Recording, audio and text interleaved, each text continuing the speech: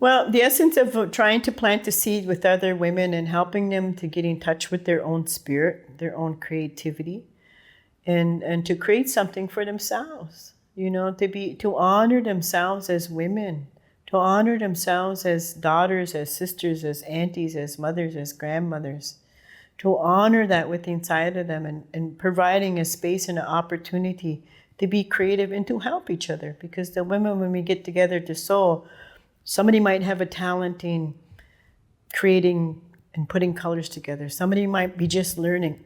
So it's about helping each other, because that is the other thing of the essence of who we are as Native women.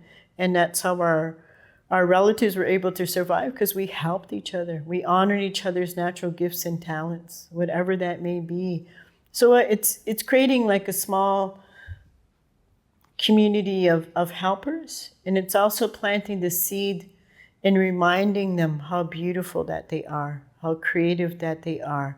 And sometimes this might be the first place that some women who have been disconnected because they might have been adopted, they might have been not raised in their community, they have not been raised around teachings and ceremonies and medicines and dances and songs. This is a doorway to help them to step back into the light and to start feeding the identity of who they are, no matter what First Nations that they come from, and to be mindful. And it's also feeds my spirit to be able to help other women the way other women have helped me to be where I am today. So it's paying it forward. The other thing about when we wear our skirts, we don't have drugs or alcohol in our system. We need to honor our ancestors. We need to honor ourselves. And that's important. And maybe I'll share a story for everyone to be able to understand this. I was gifted an award from Fanshawe for what I do in community and the service and the work that I do for the people. And they had a gathering and a celebration for other recipients that were getting this award for community service. But I didn't attend it.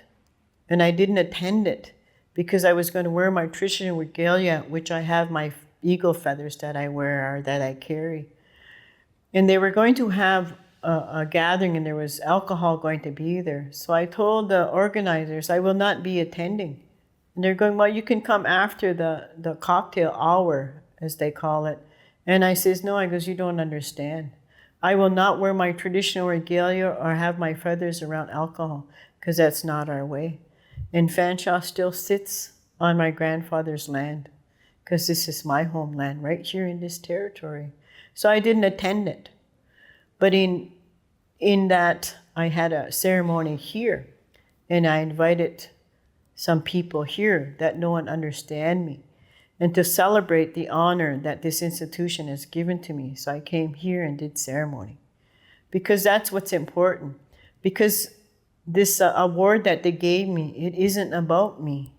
It's about my children, my grandchildren, my great-grandson. It's about my mother, my grandmother, my great-grandmother. It's about all my relatives.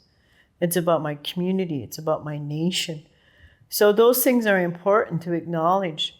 So when I'm wearing my traditional clothing, I need to respect and honor myself as a First Nations woman, as a daughter, as a sister, as an auntie, as a grandmother, as a great-grandmother, and as a cultural educator and a knowledge keeper.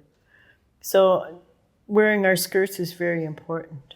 And to me, it just feeds my being about who I am and where I've come from and where I want to go in this next stage of my life, this grandmother life, this great-grandmother life of mine. And so life is exciting. So I give thanks for that. How, Miigwech?